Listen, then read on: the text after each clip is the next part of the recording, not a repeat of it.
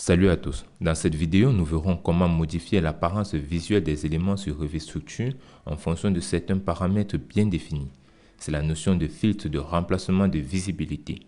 Elle est très utile lors de la réalisation des plans de coffrage sur Revit. Nous profitons de cette occasion pour vous annoncer le lancement de notre prochaine session de formation sur Revit Structure qui aura lieu au mois de septembre 2021. On abordera principalement les notions de collaboration et les méthodes d'optimisation de travail avec un niveau 2 de maturité du BIM. N'hésitez pas à nous donner votre avis dans la section de commentaires et sur le sondage lancé à cet effet sur notre page YouTube Soft Learnings dans la section communauté.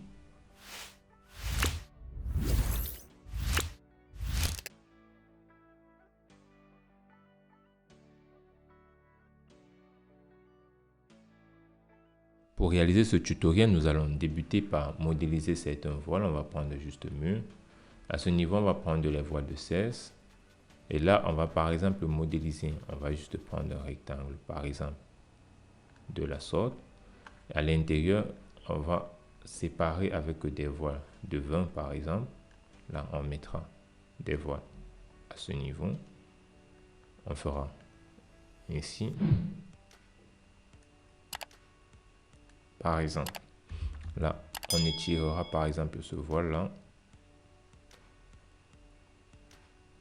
de la sorte. Ici, à ce niveau-là, on prendra ce voile qu'on pourra étirer. On mettra d'autres voiles tout le long, par exemple. On va prendre encore des murs structure. On sélectionne, on va mettre juste un mur, par exemple, à ce niveau. Ici, on se dit, par exemple, qu'à l'intérieur, il y a un mur là. On mettra quelques ouvertures juste pour habiller un peu le plan. On prendra une ouverture qu'on mettra à ce niveau là. Ici, ici, là et là. Nous nous rendons compte que nous avons par exemple notre projet qui a été modélisé de la sorte. Il est question ici pour nous de pouvoir visualiser ou de changer l'apparence visuelle de certains voiles en fonction des paramètres bien définis. Nous avons vu que nous pouvons changer l'apparence visuelle d'un voile dans une de nos vidéos précédentes en utilisant le clic droit et en faisant remplacer les graphismes dans la vue de l'élément. Nous allons mettre dans la description le lien qui mène à la vidéo. Cette fois-ci, nous allons utiliser un nouveau paramètre. Nous allons nous dire par exemple que ce voile qui se trouve à ce niveau, nous allons le sélectionner. On va venir par exemple dans son paramètre commentaire. On va se dire que c'est un voile non porteur. On va mettre juste là, voile non porteur. On fait entrer. Et lorsqu'on a terminé par exemple en mettant celui-là en voile non porteur, on se dira par exemple qu'ici on va mettre ce voile. On va se dire que ici c'est un prémur. On mettra par exemple ici prémur. Mais nous nous rendons compte que pour la réalisation d'un plan de coffrage, il serait idéal d'avoir des achats différents pour les différents types de voiles que nous avons sur notre projet. Alors ce que nous allons faire ici, c'est de créer un paramètre pour les filtres de face. On va venir dans le remplacement de visibilité graphisme en faisant soit VV ou en faisant VG. Et nous pouvons aussi venir cliquer dans la palette de propriétés, remplacement visibilité graphisme. Là, je vais faire VV. Et j'entre dans la palette, la boîte de dialogue du remplacement de visibilité graphisme du plan de structure. Nous allons venir au niveau de filtre. Et lorsque nous venons dans filtre, c'est ici que nous allons créer nos différents éléments. Pour créer déjà un filtre, on va faire modifier nouveau qui se trouve juste ici en bas. On clique dessus. Et lorsqu'on arrive, on a trois groupes de fonctions. Nous avons le groupe filtre, ensuite catégorie. Et là, nous avons les règles de filtrage. Pour commencer, nous devons créer un nouveau filtre. On vient dans le groupe filtre. On va faire à cet endroit nouveau. Et on va écrire par exemple ici, voile non porteur.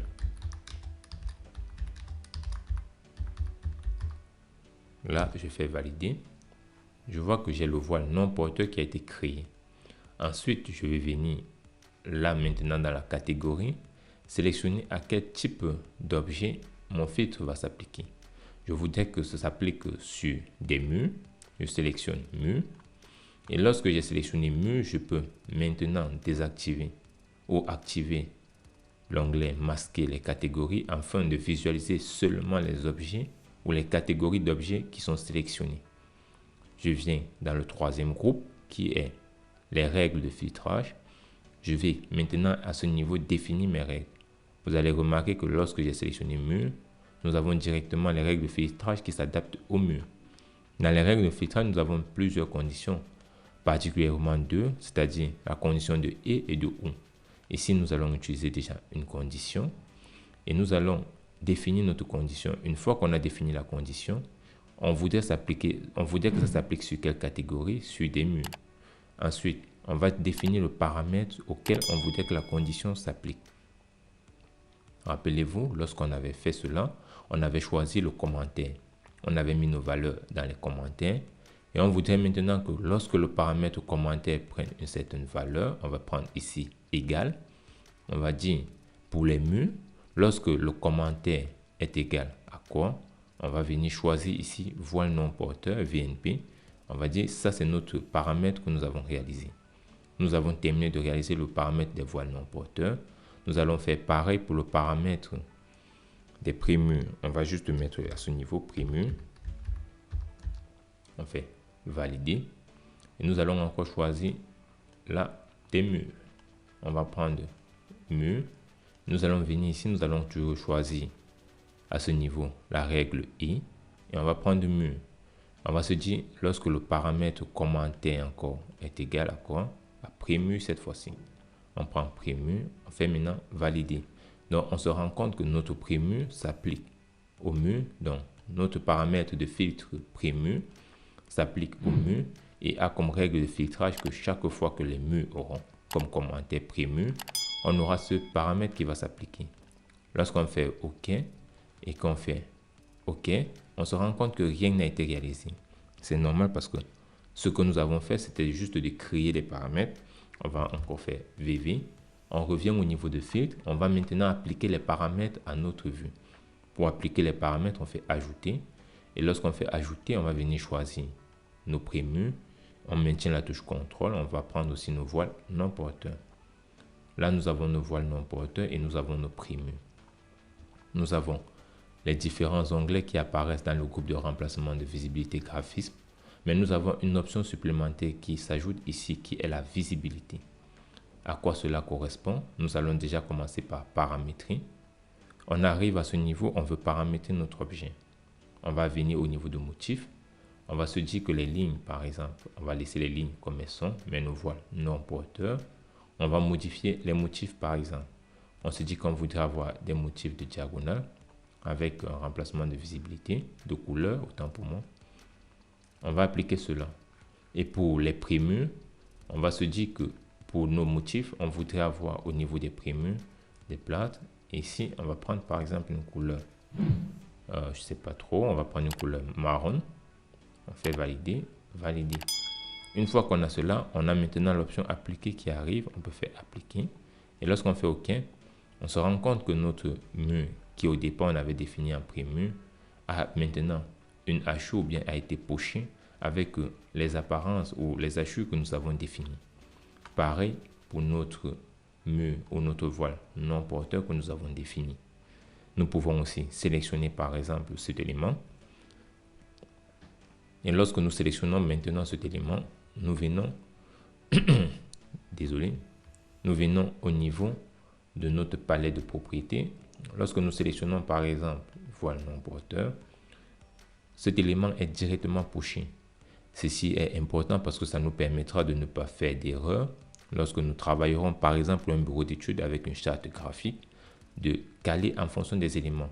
Je peux encore sélectionner cela et lorsque je sélectionne par exemple prémur, le pochage se fait de manière automatique. Nous allons voir maintenant dans un cas pratique comment cela peut être utilisé sur un projet réel. Qu'est-ce qui se passe lorsque nous voulons débuter un projet par exemple? Nous sommes ici dans un projet que nous avons réalisé qui est un R+4 dont nous avons fait la maquette numérique. Nous avons aussi défini le modèle analytique et nous avons commencé avec l'application des charges. Ici, ce qui nous importe, c'est la réalisation des plans de coffrage par exemple. Ici, nous avons déjà nos différents plans de coffrage que nous avons eu à matérialiser à ce niveau. Nous nous rendons compte ici qu'il y a des éléments que nous pouvons faire passer sous forme de porte-voile ou que nous pouvons porter en voile non porteur par exemple. Nous allons donc revenir au niveau de notre structure d'impact. Et si vous n'avez pas vu comment réaliser des impacts, nous vous invitons à regarder des vidéos que nous avons réalisées dessus, qui se trouvent sur notre chaîne, et nous allons mettre le lien dans la description. Nous sommes ici dans l'impact du niveau supérieur. Nous pouvons remarquer que lorsque nous avons nos voiles ici, nous voulons par exemple que ces voiles soient des voiles non porteurs. Nous pouvons les sélectionner et nous allons venir à ce niveau. Nous allons prendre simplement au niveau de commentaires. On va choisir par exemple là, voile non porteur. Lorsque nous choisissons une voile non porteur, nous nous rendons compte qu'elle est directement pochée avec l'HU défini dans notre charte graphique et nous pouvons continuer. Nous remarquons par exemple que ce voile, on aimerait bien qu'il passe par exemple sous forme de porte-voile afin qu'il repose sur ces deux appuis. Nous allons sélectionner notre élément. Nous allons venir dans notre commentaire. Nous voyons que nous avons une PV. Et lorsque nous mettons PV, nous nous rendons compte que nous avons maintenant la chute de la PV qui passe en rouge, ce qui permettra de faire comprendre à celui qui réalisera soit l'analyse ou même sur le chantier qu'à ce niveau, nous avons une PV. Nous pouvons continuer ainsi, par exemple, sélectionner ces éléments. On maintient contrôle. On sélectionne par exemple tous les voiles que nous voulons faire passer en PV. On prend commentaire, on met PV et nous avons des PV. Ces éléments par exemple, nous voulons qu'ils passent en voile non porteur. Nous allons les sélectionner. Et sélectionner par exemple des éléments comme ceux qui se trouvent à ce niveau. Lorsqu'on les sélectionne, on vient au niveau de commentaire. On prend par exemple voile non porteur. Nous avons nos différents voiles qui apparaissent de manière en voile non porteur. Et nous avons un début de plan de coffrage qui commence à être correct et que nous pouvons terminer à la suite par la mise en place des axes, des cotations et d'autres éléments dont nous avons déjà réalisé les vidéos sur cette chaîne que nous invitons à regarder. Si vous avez aimé la vidéo, n'hésitez pas à liker, à partager et à vous abonner sur la chaîne si ce n'est pas encore le cas. Nous vous invitons aussi à nous suivre sur nos différents réseaux sociaux, LinkedIn, Facebook, Instagram, pour ne rien manquer de nos différentes publications. Nous vous donnons rendez-vous dans la prochaine vidéo pour de nouvelles astuces. Et d'ici là, prenez soin de vous.